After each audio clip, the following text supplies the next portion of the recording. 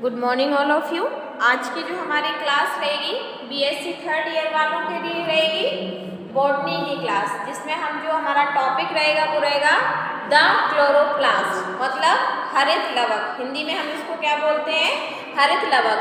हरित लवक के बारे में हमें क्या क्या पढ़ना है वो जान लीजिए। सबसे पहले हम ऑक्यूरेंस पढ़ेंगे, इसका प्राप्ति स्थान, मतलब ये कहाँ कहाँ पाया जाता है। देन हम पढ़ेंगे शेप एंड साइज, इसकी साइज कितनी होती है, शेप कैसी होती है, ठीक है, संरचना किस प्रकार से होती है। देन पढ़ेंगे केमिकल कंपोजिशन, इसकी रासायनिक संगठन जो है वो किस प्रकार से है। देन पढ़ेंगे इसका हम स्ट्रक्चर, ठीक है। तो सबसे पहले यदि क्लोरोफिल की बात करें तो यह स्वयं द्विगुणन करने वाले कोशिकीय अंगक होते हैं। ये स्वयं क्या करते हैं? द्विगुणन करते हैं, ठीक है। कोशिका के अंगक मतलब कोशिका के अंग हैं। हमें ये पता चल गया कि ये कोशिकीय अंगक मतलब कोशिका के अंग है, सेल के पार्ट है, ठीक है, जिनके द्वारा संपूर्ण प्रकाश संश्लेषण क्रिया संपन्न होती है। और इन्हीं के माध्यम से क्या होता है, जो फोटोसिंथेसिस की क्रिया है वो कंप्लीट होती है, संपन्न होती है। इनमें विभाजन होता है। विभाजन मतलब एक कोशिका से दूसरी सेल का बनना, विभाजन ही कहलाता है। विभाजन होता है और यह आनुवांशिक सूचनाओं का समन्वय अपने अंदर रखते हैं, ठीक है।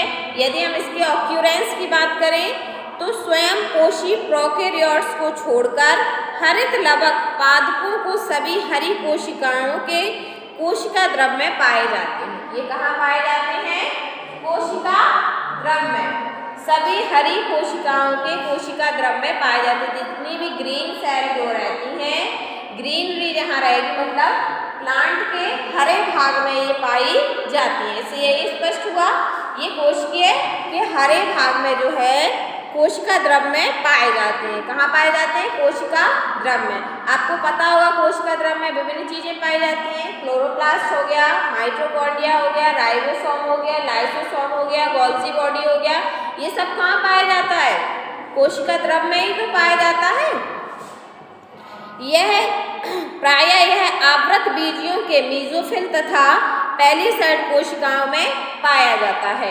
इसके अतिरिक्त हरित लवक अनावृत बीजियों, टेरिडोफाइट्स तथा निम्न श्रेणी के पादपों की वर्धी कोशिकाओं में भी पाया जाता है। वैसे तो ये अनावृत बीजियों के मीजोफिल सेल में पाया जाता है, लेकिन ये आवृत बीजियों तथा टेरिडोफाइटा में भी ये जो है वो क्लोरोप्लास्ट है वो पाया जाता है, ठीक है।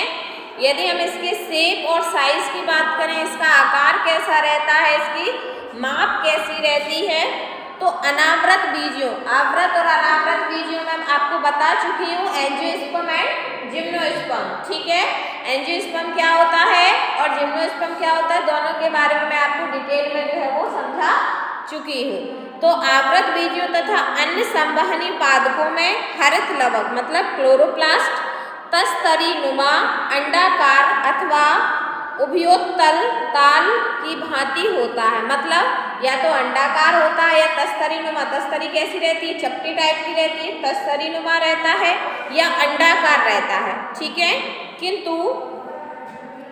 किंतु जो आपके शैवाल मतलब एल्गी के सदस्यों में इनका आकार कैसा रहता है? आकार तथा माप भिन्न होता है। इनका जो आकार रहती है और माप रहती है वो अलग अलग होती है। सभी प्लांट्स में, वैसे नॉर्मल प्लांट्स आवृत बीजियों अनावृत बीजियों में इनकी संरचना कैसी रहती है? अंडाकार या तस्तरी नुमा, ठीक है, या उभयोत्तल। लेकिन जो एल्गी के सदस्य हैं इनमें इनकी संरचना क्या हो जाती है? एकदम से क्या हो जाती है? भिन्न हो जाती है, बदल जाती है, अलग हो जाती है। जैसे स्पाइरोगायरा। स्पाइरोगायरा एक प्रकार का एल्गी का नाम है। स्पाइरोगायरा एक प्रकार की क्या है? एल्गी। जो स्पाइरोगायरा है उसमें इसकी संरचना कैसी रहती है? सर्पिलाकार। सर्पिलाकार मतलब सांप के आकार की, ठीक है।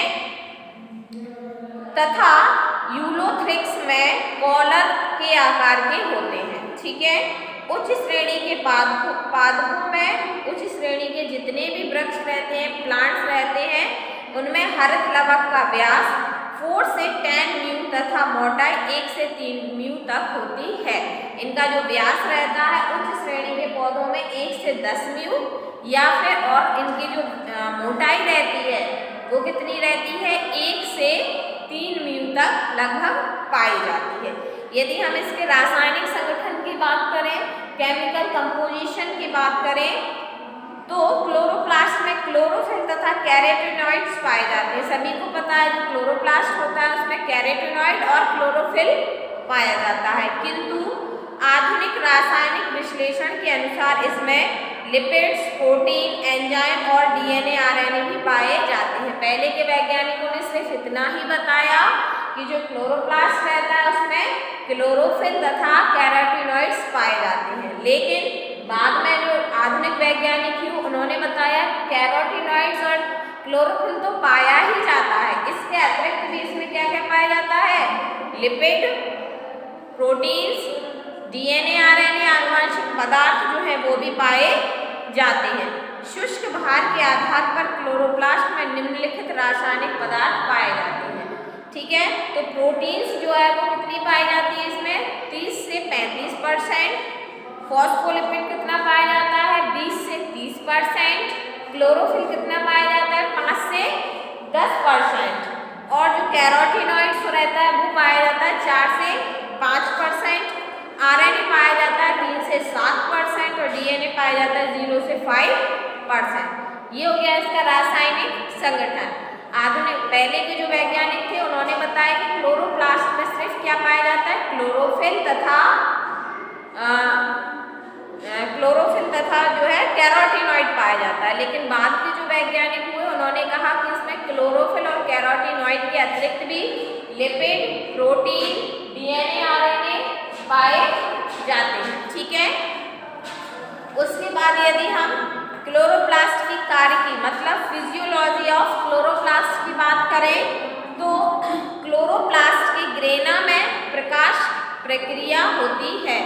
जो प्रकाश संश्लेषण की क्रिया होती है वो किसमें होती है, क्लोरोप्लास्ट के ग्रेना में होती है कि नहीं, जिसके फलस्वरूप एटी तथा NADPH2 बनते हैं।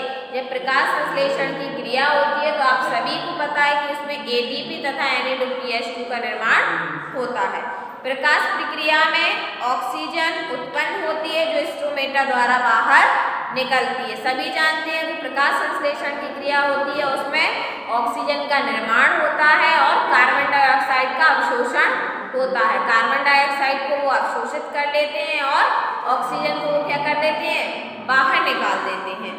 क्लोरोप्लास्ट के स्ट्रोमा में ATP तथा NADPH2 प्रवेश करके प्रकाश संश्लेषण की अंधकार प्रक्रिया में भाग लेते हैं। ग्रेना और स्ट्रोमा दोनों में क्रियाएं होती हैं प्रकाश संश्लेषण की, लेकिन ग्रेना में कौन सी होती है, प्रकाश प्रक्रिया, लाइट रिएक्शन।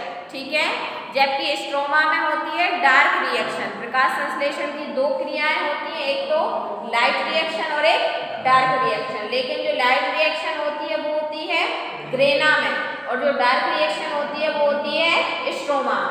ठीक है, और यदि हम इसके हरित लवक की संरचना की बात करें, इसका अल्ट्रा स्ट्रक्चर कैसा रहता है, इसका अल्ट्रा स्ट्रक्चर, तो हरित लवक का अध्ययन इलेक्ट्रॉन सूक्ष्मदर्शी से ज्ञात होता है कि इसकी संरचना अत्यंत क्या होती है, जटिल होती है, जिसमें निम्न भाग होते हैं। कौन कौन से भाग होते हैं, फर्स्ट होता है क्लोरोप्लास्ट एनवलप, दूसरा होता है क्लोरोप्लास्ट मैट्रिक्स और स्ट्रोमा, थर्ड होता है क्लोरोप्लास्ट लैमेली और ग्रेना सिस्टम, और फोर्थ जो होता है थर्ड पार्ट होते हैं इसके। ठीक है, तो इन पार्ट्स के बारे में भी हम 1 बाय 1 सबके बारे में पढ़ेंगे। जैसे फर्स्ट है आपका क्लोरोप्लास्ट एनवलप। क्लोरोप्लास्ट एनवलप मतलब समझ रहे होंगे, कोई भी हम चीज रखते हैं एनवलप में रख के देते हैं कि नहीं। एनवलप मतलब क्या हो गया, एक प्रकार का आवरण, उसको प्रोटेक्ट करने के लिए। तो सबसे पहला जो भाग होता है उसमें क्लोरोप्लास्ट में, वो उसमें पाया जाता है क्लोरोप्लास्ट एनवलप। ठीक है, मतलब आवरण। तो प्रत्येक हरित लवक 2 इकाई कलाओं द्वारा घिरा होता है, जो क्रमशः बाह्य एवं भीतरी कलाएं कहलाती हैं। बाह्य एवं भीतरी कलाएं मतलब आउटर एंड इनर मेम्ब्रेन। ठीक है, 2 इसमें मेम्ब्रेन पाई जाती है, जिसको हम फर्स्ट को बोलते हैं आउटर और सेकंड को बोलते हैं इनर। जो अंदर की तरफ पाई जाती है उसको इनर मेम्ब्रेन और जो बाहर की तरफ पाई जाती है उसको आउटर मेम्ब्रेन कहते हैं, जो लिपोप्रोटीन्स की बनी होती है, और जिसका जो बनी किसकी होती है, लिपोप्रोटीन्स की। प्रत्येक कला की मोटाई लगभग 50 से 70 एंगस्ट्रॉम होती है। यह कलाएं पारगम्य होती हैं। पारगम्य मतलब परमिएबल, ठीक है। दूसरा इसका भाग है क्लोरोप्लास्ट, मैट्रिक्स और स्ट्रोमा।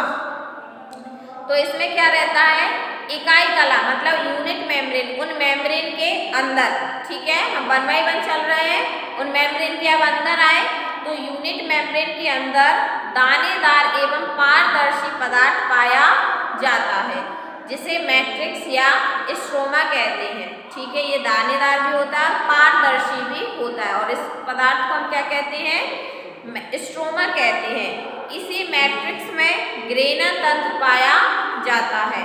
मैट्रिक्स में fat globules, starch grain, ribosome, soluble protein आदि पाए जाते हैं। इस ग्रेना में क्या क्या पाया जा रहा है आपका, फैट्स ग्लोब्यूल,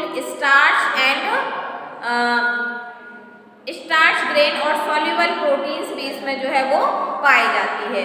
शैवालों के मैट्रिक्स में प्रायः नेत्र बिंदु, आई स्पॉट तथा पायरिनॉइड्स पाए जाते हैं, लेकिन शैवाल में क्या रहता है, इसमें नेत्र बिंदु भी पाए जाते हैं और पायरिनॉइड्स भी जो है उपस्थित रहते हैं, ठीक है। नेक्स्ट है आपका इसका हरित लवक, लैमली अथवा ग्रेना तंत्र, ठीक है। तो क्लोरोप्लास्ट, लैमली और ग्रेना सिस्टम में क्या है, यह तंत्र स्ट्रोमा के अंदर स्थित रहता है तथा अनेक कलाओं का बना होता है। यह कलाएं एक दूसरे के समांतर हरित लवक की संपूर्ण लंबाई तक फैली रहती हैं। इन्हें पटलिकाएं कहते हैं। प्रत्येक पटलिका 2 कलाओं की बनी होती है।